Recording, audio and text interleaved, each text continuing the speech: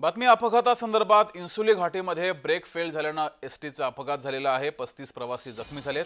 उपजिल्हा रुग्णालयामध्ये या सर्व प्रवाशांवर उपचार सुरू आहेत। चालकाने प्रसंगावधान राखल्याने मोठा अनर्थ हा टळलाय।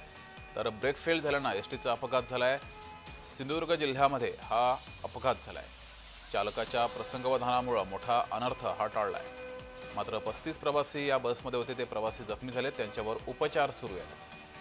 या जिल्ह्यातील इन्सुली घाटीमध्ये ब्रेक फेल झाल्याने हा अपघात झालाय। ही दृश्य आपण पाहतोय। एसटीचं मोठं नुकसान झालंय। जे प्रवासी जखमी आहेत त्यांच्यावर उपचार सुरू आहेत।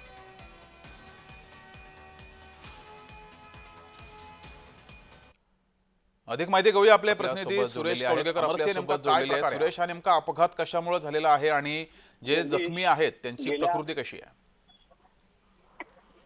कुडाळ येथून पणजी येथे जाणाऱ्या एसटी बसला हा अपघात झालेला आहे। आवाज पोहोचतोय? घाटी येथे हा अपघात झाला। गेल्या काही दिवसापासून अचानक ब्रेक फेल झालेत असा प्राथमिक अंदाज आहे आणि त्यामुळे हा जो अपघात आहे तो झालेला आहे।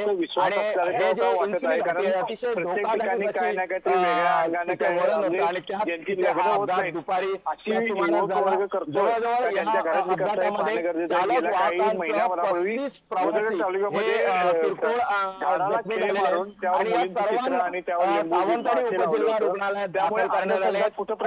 बघितलं तर या प्रवाशांवर सध्या रामरसी हा प्रकार नेमका कुणी केला या संदर्भात काही माहिती समोर आली आहे का? सुरू आहेत।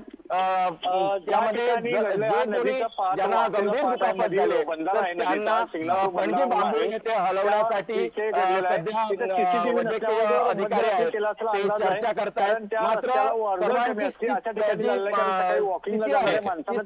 दिसते।